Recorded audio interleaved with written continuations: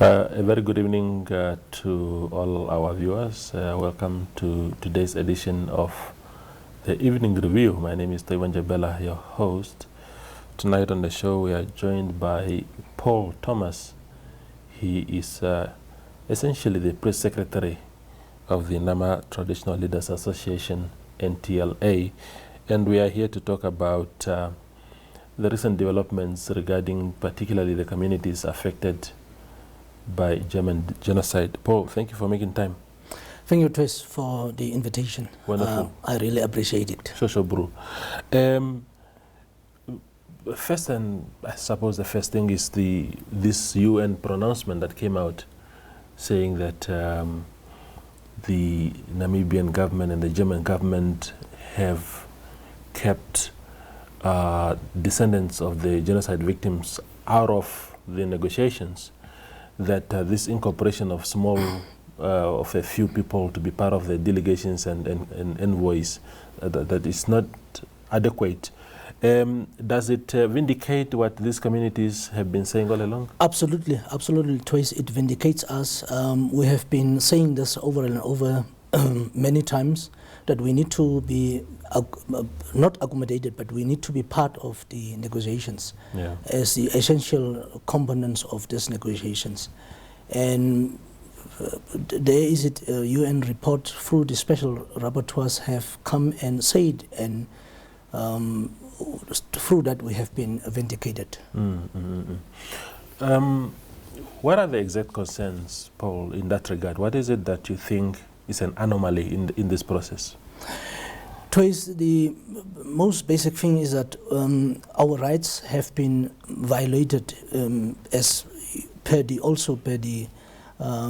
special rapporteur's report, that the rights to participation in this process of negotiations, our rights as the Nama and Ovaherero communities have been violated, and that was the core issue for us as the affected communities, which we have been pinpointing. And also, if you look through the report, it also speaks about the way how these negotiations have been really conducted without our involvement, and also it also nullifies actually the joint declaration. In what way do you think that the affected communities are impacted by the current structuring of these negotiation teams? In what way do you think that you are disadvantaged? We are totally disadvantaged, because how do you go? How does someone go and negotiate on your behalf if you have lost? There has some damages have happened to you as a person. So how does somebody else go and speak on your behalf? How will that person be able to articulate what you have lost in terms of land, property, and all the other, and also lives, which is the important part? How will that person the ex-person, be able to articulate and put forth what you have lost as a person? So that is the thing, that the government has to speak or has to negotiate on behalf of the Ovaherero and the Nama communities. And the 2006 parliamentary resolution is very clear, Twice, in terms of what will be the role of the government. But part of the problem, Paul, has been that the Germans have been postulating a particular position that as a government, they only entertain government-to-government platforms. They cannot deal with, as part of their policy, they do not deal with individual communities and stuff like that. Do you think that the government of Namibia should have ignored that part and say, look, we are representing our people here, and therefore somehow you have to change that position, that attitude? Yes, absolutely. The Namibian government was supposed to ignore that point. And we know the argument of the German government as, I mean, they need to speak to the government, but I mean, there's a model like the Jewish model, if you look at it, that speaks about, I mean, it has been done where communities have been directly engaging the German government in terms of negotiations. And it can be done, and the UN special report has also reaffirmed it, that these communities have the right and are able to speak for themselves directly, engaging the German government. Yes. So that narrative doesn't hold water, actually. Yes. I think I've seen snippets of the UN rapporteur on this issue, and they seem to suggest, I don't know whether it is a recommendation from the affected communities or it's their own initiative, that how this whole thing should be structured is that you can have the two governments as two parties, and then the affected communities as a third party, an additional third party to this whole process. Is that sort of the suggestion? Yes, it's actually curtailed in the 2006 resolution. I guess you are familiar with it, where the Namibian government will only facilitate the process. And this was also said by that time the Minister of Foreign Affairs, Honorable Utoni Nyoma, said it also, that the government will only facilitate, Namibian government will only facilitate, and the German government will directly engage with the Ovahero and Nama communities. Yeah, absolutely. So amid all this commotion, if I can call it that way, what has been the reaction of government? I mean, we know that they have had a stance. I mean, what are they telling the communities as the reason why it cannot be done in the manner that you want? I really don't know, Twice, what can be the reason. What can be the reason? Do they think we cannot speak for ourselves, or we will not be able to articulate and put forth the arguments as to how we want the reparation process to be done? Only they will know, but they are in itself violating a parliamentary process where a resolution has been taken that says that the affected communities must directly engage the German government, negotiate with the German government, and the Namibian government must only facilitate. Let's talk then about, related to that, of course, the Shark Island commemoration that was held recently at Ludretz. What are the key takeaways that you can share with us from that event? It was a very successful event, although there were some challenges in terms of funds. At the beginning, we were not able to, I mean, the NTLA and the ODA doesn't have money that are there in the accounts, So with the successful campaign that we have launched, online campaign in Germany, from here in Germany, we were able to raise 80% that could have been covered the event. So thanks to the German civil society for really assisting us in that regard, so that we could have been able to have this event as a success. Even if you look at the tombstone, that was paid by the German civil society. Absolutely. We have been trying to get some support and sponsorship here locally from the local communities, even from places like Namdia, De Beers. Some just ignored us.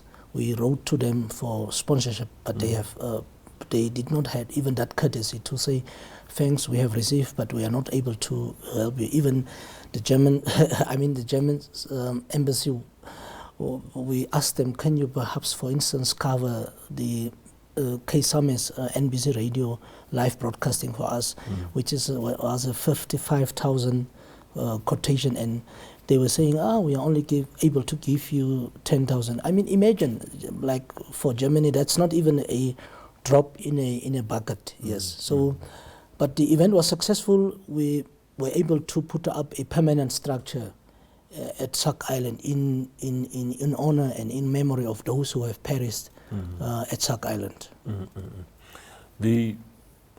What was the I mean, it's quite painful what you're saying now, that some of the major players in the economy of particularly the southern regions, Karas in particular, I mean, the diamonds of our country are mined there.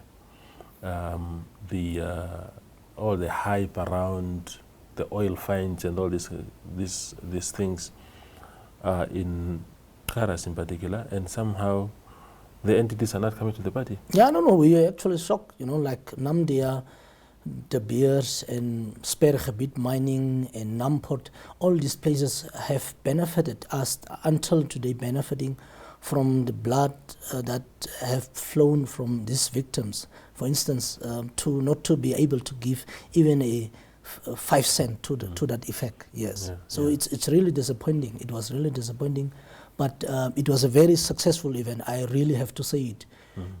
People have come from all walks of life. We had people from US, we had people from Canada, we had people from Germany, we had people from Botswana and South Africa, over Hereros and Namas that have fled during the German colonial times, who have fled. They were able to come to this historical event, really. It was really a success, I should say. Yeah. Yes, even just to add on it, we have even invited the Deputy Prime Minister herself, even asked for invitation. But I think she was, because of the special rapporteur's report, she was advised maybe not to sneak the event. And also the governor, we wrote through the chairperson of the Nama Traditional Religious Association, Gaup, Isaac, wrote a letter and the letter was hand-delivered. But the governor, for whatever reason, did not even have the audacity to acknowledge and say, no, I cannot attend this event, not even responding officially to this letter. Yeah. So which government official was actually at the event? Was the event snubbed by government officials? Yeah, it was totally snubbed by the government officials.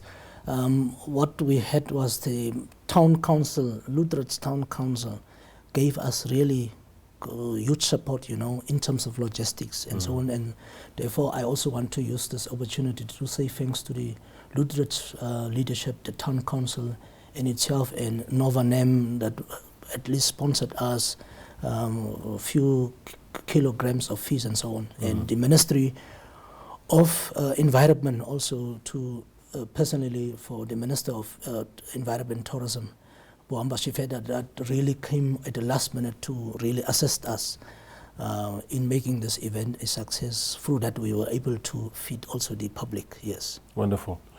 We go for a quick break and then return with Paul Thomas.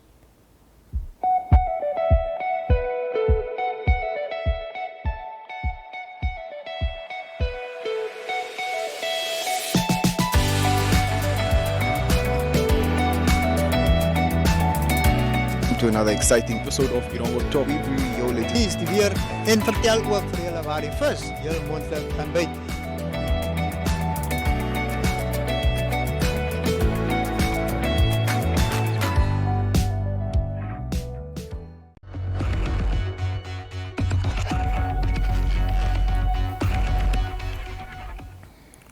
We are back with Paul Thomas. Paul, let's talk about quickly these commemorative events. We have the genocide chapter. For me, and I've said it so many times, that it's the biggest human tragedy to ever rock our country. But we have commemorative days for Cassinga, which of course was also in its own right a very tragic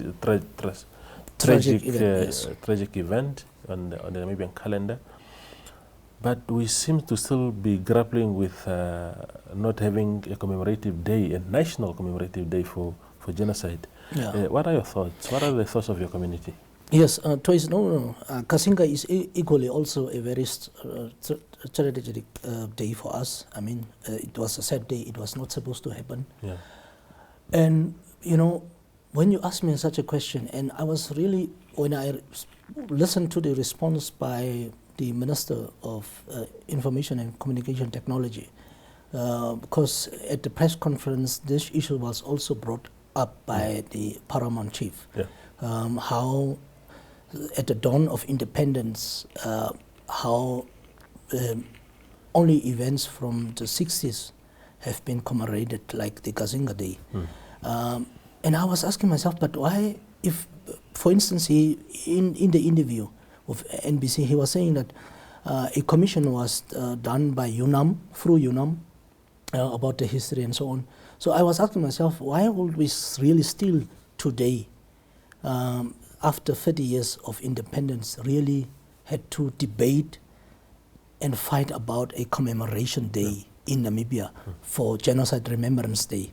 I mean, the parliament could have just said, no, let's look at a date that the communities feel that this is a day that can be commemorated.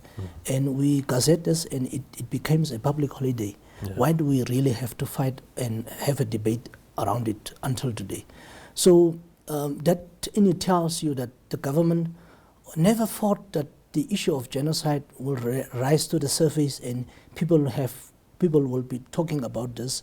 And the very same government, the Namibian government, is negotiating on behalf of the affected communities, which, while the government have not in its own right make small steps in terms of recognizing, acknowledging the genocide against the two communities. Yeah, you are from the south, of course, originally, and the ruling party has become very unpopular in the south, as per the elections of 2019 and 2020. Do you think that some of this kind of behaviors and attitude has led to that? Yes, absolutely. It has led to it. The people of the South have seen how they have been treated, how the own government that they have voted for and still had trust in it have treated them. And making reference to the Second National Land Conference, that also has also made a very negative impact in terms of the election outcomes towards the ruling Shadow Party. What were the issues from the land conference that angered people? In terms of, there was this heated topic of ancestral land, that land needs to be returned, and two prominent persons in this country and in the Shadow Party stood up and say there will be no talk of ancestral land. So people perceive this as, okay, but we thought this is our government, and we also thought that this is our party, and this is now the time to address the issue of ancestral land. It was to that extent that not even to discuss it, but not even to put it on the agenda for the land conference. The question of ancestral land was a no-go area for the founding president and even for the former president. Yeah, so those are the things that have really anchored the electorate. Let me talk in terms of the South. And I really think the incoming president, now the deputy prime minister, must use this opportunity to leave a very good legacy in terms of trying to see a way out how a solution can be found around the issue of genocide and negotiations in particular. Assuming that Netumbo Ndaitwah wins. Yeah, some people presume like that, and for instance, but I'm just saying whichever person who wins, that there must be at least some line of a positive thought in terms of having a solution to the issue of genocide. Yeah, I'm not preempting the 2024 election results. Yeah. I'm not preempting. I'm just giving a thought. Yeah, I hear you. The final question to you, Paul, then is the Karas region in particular is again a hive of activity. We are told that there is now oil found there. There is green hydrogen being talked about, and there are simmering concerns within your community that they do not see themselves properly in the picture in how they will benefit as a region and as a community. what are the expectations of NTLA in particular as far as these resources are concerned? Yeah, the NTLA expectations are like this. Communities must benefit. We must not only get employment, but we must also get equity in this kind of projects. Like, for instance, the Neckarnal Dam, which still lies unutilized. With the new green hydrogen, we must be able to have equity, but there must be full participation of the inhabitants of that region. And I was actually surprised when the president said that the people of this region are poor while they are resources. I mean, he was a prime minister for how long, and now he's a president for almost two terms, and he can only say that he's actually shocked by the poverty in this region. So, but what we are saying is that we must not only be backers, but we must fully participate. The other day, I had a meeting with the ambassador through NTLA, and the ambassador emphasized that what we are doing with green hydrogen and one is that young people must gain skills. The ambassador of Germany, from Germany to here, Ambassador Herbert Beck. He said, when we had this meeting, he said, the German government and the companies who will be doing this project, we will make sure that young people are only not employable, but gain skills for future through this project. Yes. Yeah, absolutely. Paul, it's always a pleasure engaging you. So thank you for making time. Yeah, thank you twice for your invitation. Yes. Absolutely. Yes. Yeah, that was tonight's evening review with Paul Thomas. He's press secretary of the NTLA, and just sharing with us, of course, thoughts on a variety of issues. Thank you for watching.